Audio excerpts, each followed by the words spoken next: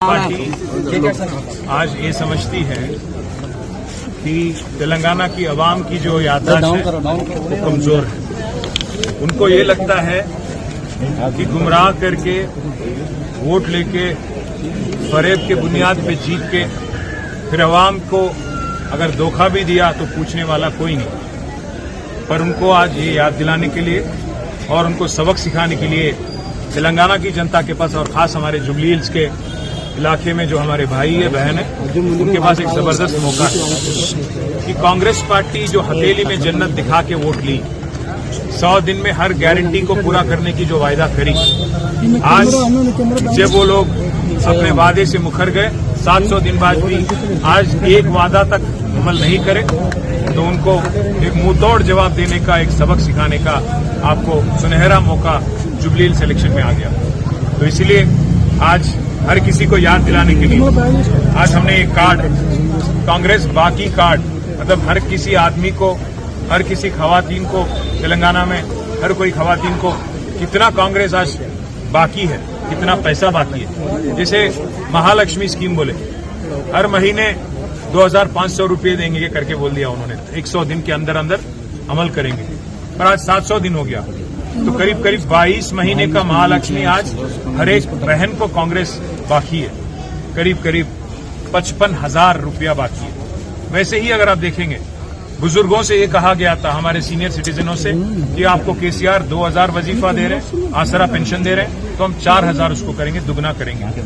तो आज 44,000 रुपीज कांग्रेस बाकी है हमारे सीनियर सिटीजन्स को। वैसे ही हमारे किसान भाई से भी कहा था कि 10,000 नहीं 15,000 देंगे, तो आज हमारे किसान भाई को भी कर्जा है कांग्रेस का। वैसे ही अगर आप देखेंगे तो बच्चियों से, स्टूडेंट से कहा गया था कि आपको स्कूटी देंगे, फिर स्कूटी तो मिली नहीं, लूटी तो जबरदस्त चल रही इनकी। तो इसीलिए आज ये सब चीज याद दिलाने के लिए हमने एक कार्ड का कैंपेन शुरू किया, कांग्रेस बाकी कार्ड, और हर घर ये मैसेज पहुंचाएंगे, हर घर तक इसको ले जाएंगे और उम्मीद करते हैं कि हर वो भाई, हर वो बहन जो आज जमहूरियत में गवर्नमेंट को एक बार याद दिलाने की कोशिश और गवर्नमेंट को एक सबक सिखाने की ये जो मौका है, इसका फायदा उठाएंगे और गवर्नमेंट को पटरी पे लाएंगे, सही रास्ते पे लाएंगे। और जो फरेब और झूठ के बुनियाद पे ये जो हुकूमत बनी, इसको फिर एक बार आप सबक सिखाएं, ये हमारी आपसे गुजारिश है। పెద్దలు కాంగ్రెస్ పార్టీ పెద్దలు ఏమనుకున్నారంటే, ప్రజల జ్ఞాపక శక్తి చాలా తక్కువ, 100 రోజుల్లో అరిచేతిలో స్వర్గం చూపెట్టి నోటికొచ్చిన వాగ్దానాలు చేసి తర్వాత మర్చిపోయినా అడిగే వాళ్ళు ఎవరు లేరని చెప్పి ఇవాళ ఇష్టం వచ్చిన వాగ్దానాలు చేసి అడ్డగోలు హామీలు ఇచ్చి గద్దెనెక్కిన తర్వాత తప్పించుకునే ప్రయత్నం చేస్తా ఉన్నారు. ప్రతి ఆడబిడ్డకి నెలకు 2,500 రూపాయలు ఇస్తామని చెప్పి మాట ఇచ్చి ఇవాళ 100 రోజుల్లోనే దాన్ని అమలు చేస్తామని గ్యారంటీ కార్డులు రాసిచ్చి ఇవాళ దొంగ మాటలు చెప్పి తప్పించుకునే ప్రయత్నం చేస్తున్న కాంగ్రెస్ పార్టీకి బుద్ధి చెప్పడానికే ఈ కాంగ్రెస్ బాకీ కార్డును రూపొందించాము, ఇంటింటికి తీసుకొని పోతా ఉన్నాం. ఆ క్రమంలో ఈరోజు షేక్పేటలో మా నాయకులు ప్రదీప్ గారు, మా డివిజన్ అధ్యక్షులు, అట్లాగే మా ఇన్ఛార్జ్ గారు ఇక్కడ శ్రవణ్ గారు, ముఠా జయసింహ గారు, వారి నాయకత్వంలో, ఇంకా మిగతా మిత్రుల నాయకత్వంలో దీన్ని ఇంటింటికి తీసుకొని పోతా ఉన్నాం. ఒక మహిళలకే కాదు, కాంగ్రెస్ పార్టీ అందరికీ ద్రోహం చేసింది. రైతులకు 15,000 రైతు బంధు అన్నారు, వాళ్ళతో మోసమే చేసినారు. పిల్లలకు 2 లక్షల ఉద్యోగాలు అన్నారు, నిరుద్యోగ భృతి అన్నారు. మరి మొదటి సంవత్సరంలోనే 2 లక్షల ఉద్యోగాలు ఇచ్చేస్తామని నమ్మబలికినారు. ఈ రోజు వరకు కనీసం 6-7 వేల ఉద్యోగాలు కూడా ఇవ్వలేదు. అందుకే ప్రతి వర్గాన్ని వంచిన కాంగ్రెస్ పార్టీని, వాళ్ళ మోసాన్ని ఎండగట్టడానికి జూబ్లీ హిల్స్ ఉప ఎన్నిక ఒక మంచి అవకాశం. అందుకే ఈ బాకీ కార్డును ఇంటింటికి తీసుకొని పోతా ఉన్నాం. తెలుగులో, ఉర్దూలో, హిందీలో, ఇంగ్లీష్లో 4 భాషల్లో ఈ కార్డులని ఇంటింటికి పంపుతాం. ప్రతి ఇంట, ప్రతి గడపకి, ప్రతి గుండెకి కాంగ్రెస్ మోసాన్ని వివరించి చెబుతాం. చెప్పి మరి జూబ్లీ హిల్స్ ఎన్నికల్లో కానీ, అట్లాగే స్థానిక సంస్థల ఎన్నికల్లో కానీ ఈ ప్రభుత్వానికి చెంపపెట్టు లాంటి సమాధానం ఇవ్వాలి అని చెప్పి ప్రజలను మేము అభ్యర్థిస్తా ఉన్నాం. ఎందుకంటే ఇప్పుడు కనుక మీరు బుద్ధి చెప్పకపోతే రాబోయే 2 ఏళ్లు మళ్లీ దొరకరు మీకు. మేము చేసిందే కరెక్ట్, మేము మోసం చేయడమే కరెక్ట్ అన్నట్టుగా కాంగ్రెస్ పార్టీ పరిపాలన నడుస్తా ఉంది. కాబట్టి ఈ కాంగ్రెస్ బాకీ కార్డును, వాళ్ళే గ్యారంటీ కార్డులు ఇచ్చైతే గారడీ చేసి ఓట్లు సంపాదించారో, ఏ గ్యారంటీ కార్డుల పేరిట గాంధీలు వచ్చి ఓట్లు కొల్లగొట్టారో, మరి ఆ మోసాన్ని తిరిగి ప్రజలకు పరిచయం చేయడానికి, ఆ మోసాన్ని తిరిగి ప్రజలకు గుర్తు చేయడానికే ఈ ఉద్యమాన్ని తీసుకున్నాం.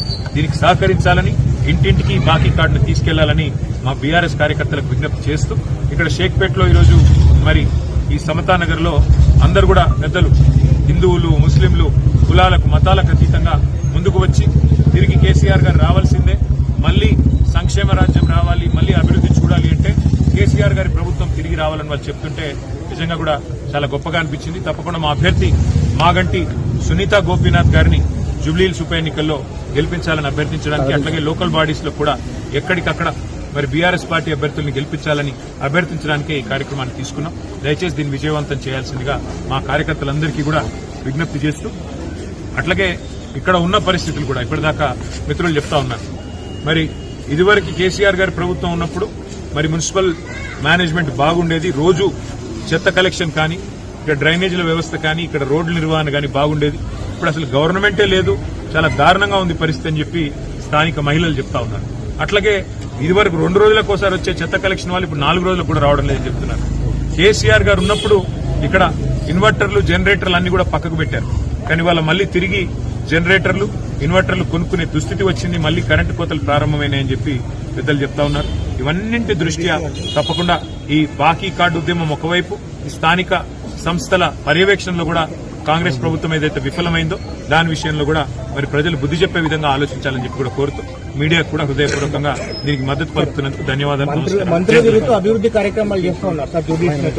ఒక ఎమ్మెల్యే గారు కాంగ్రెస్ ఎమ్మెల్యే గారు అసలు అభివృద్ధే లేదు అంటూ ఒక పెద్ద వ్యాసం రాశారు నిన్నగాక మొన్న ఒక పత్రికలో. మహబూబ్ నగర్ ఎమ్మెల్యే ఎన్ఎం శ్రీనివాసరెడ్డి గారు, మరొక ఎమ్మెల్యే ఎల్లారెడ్డి ఎమ్మెల్యే మదన్ మోహన్ రావు గారు మాకు కాంగ్రెస్ ప్రభుత్వం నిధులు ఇవ్వడం లేదు అని చెప్పి వరల్డ్ బ్యాంక్ దగ్గర 100 కోట్లు రావాలని చెప్పి ఆయన ఉత్తరం రాశారు. ఈ రాష్ట్రంలో పరిస్థితి ఎట్లా ఉందో దాన్ని బట్టే చెప్పొచ్చు. ఇక్కడికి వచ్చే మంత్రులు గాని, ఇక్కడికి వచ్చే సామంతులు గాని ఎన్నికల వరకే ఉంటారు తప్ప మళ్లీ ఎన్నికల తెల్లారి మళ్లీ మీ ముంగటుండేది, మీకు సేవ చేసేది ఒక్క బీఆర్ఎస్ పార్టీ వాళ్ళు తప్ప ఇంకెవరు కూడా ఇక్కడ ఉండరు. ఈ టూరిస్ట్ లెవెల్ అయితే వస్తున్నారో పోతున్నారో మంత్రులు ఒక్కరు కూడా హైదరాబాద్ జిల్లా వాళ్ళు కాదు. వాళ్ళు తెల్లారి ఇక్కడ ఎవరు మిగిలరు, ఎవరు ఉండరు. మళ్లీ మీ కష్టంలో సుఖంలో ఉండేది బీఆర్ఎస్ పార్టీ మాత్రమే. అందుకే బీఆర్ఎస్ ఎమ్మెల్యేలని గతంలో హైదరాబాద్ లో గెలిపించారు, రేపు కూడా గెలిపించాలని మళ్లీ ప్రజల్ని కోరుతాం. సో ఫ్యూచర్ సిటీకి వాళ్ళ సీఎం రేవంత్ రెడ్డి ప్రజెంట్ సిటీని పట్టించుకోమనండి. ప్రజెంట్ సిటీ ఇవాళ మొత్తం వరదల్లో కొట్టుకొని పోయే పరిస్థితి ఉంటే ప్రజెంట్ సిటీని వరదల్లో ముంచేసి ప్రజెంట్ సిటీలో మోరీలు సాఫ్ చేసేటోడు లేడు. ప్రజెంట్ సిటీలో జనాలకు దోమలు కొడుతుంటే పిచికారీ చేసేటోళ్ళు లేరు, బ్లీచింగ్ పౌడర్ చల్లేటోళ్ళు లేరు. ప్రజెంట్ సిటీలో ఇప్పుడున్న మరి చెత్త కలెక్షన్ చక్కగా లేదు.